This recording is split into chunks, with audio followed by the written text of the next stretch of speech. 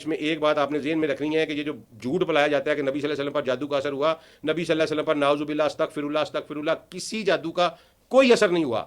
انہوں نے کوشش کی، عاصم بن لبید نے ایک یہودی تھا، اس نے کوشش کی، اٹیمپٹ کیا، وہی پاسورڈ یوز کیے، وہی کے ذریعے رسول اللہ صلی اللہ علیہ وسلم کو بتایا گیا کہ یہ حرام زدگی کر رہا ہے۔ رسول اللہ صلی اللہ علیہ وسلم وہاں تشریف لے گئے اور اس کا تدارک کر دیا۔ وہ موڈس اپرینڈی کیا تھا کہ رسول اللہ صلی اللہ علیہ وسلم کے بال انہوں نے کہیں سے چرائے، ٹھیک ہے جی، اور اس کو کنگھی میں باندھ کے اور ان کو گریں لگائیں بالوں کو اور ان کے ساتھ اس کو کنویں میں کہیں دبا دیا۔ اب جب رسول اللہ صلی اللہ علیہ وسلم نے جب وہاں سے اکھاڑ دیا تو اس کا اثر زائل ہو گیا۔ اما عائشہ نے فرمایا کہ یا رسول اللہ آپ نے اس کنویں کو بھرا کیوں نہیں اور اس کنویں کو چیر کیوں نہیں دیا؟ تو رسول اللہ صلی اللہ علیہ وسلم نے فرمایا کہ جب اس کا اثر ختم ہو گیا تھا تو مجھے کیا ضرورت تھا یہ کام کرنے کی۔ تو اس کا مطلب ہے کہ جہاں یہ گاڑا جاتا ہے، جہاں یہ باندھا جاتا ہے، جہاں یہ رکھا جاتا ہے، اگر یہ وہاں سے ڈسلوکیٹ کر دیا جائے تو وہ جو شیطان اس کے ساتھ منسلک ہوتا ہے وہ آزاد ہو جاتا ہے۔ ایک تو اس کا یہ موڈس اپرینڈی ہے۔ دوسرا اس کا موڈس اپرینڈی ہے یوزڈ کلوتھ جو ہیں وہ لے کے، تو یہ لوگ ان یوزڈ کلوتھ کے اوپر اس طرح کے اسما یا کس طرح کے پاسورڈ جو ہیں وہ پڑھتے ہیں جس سے شیطان ان کے قابو میں آ جاتا ہے اور اس سے پھر وہ ایک مخصوص کام لیتے ہیں۔ میں آگے چل کے بتاتا ہوں کہ مخصوص کام کیا لیتے ہیں۔ اور تیسرا موڈس اپرینڈی جو ہے وہ ہے دھاگے کے اوپر گانٹھے مار مار کے پھونکے مارنے کا، جس کا قرآن نے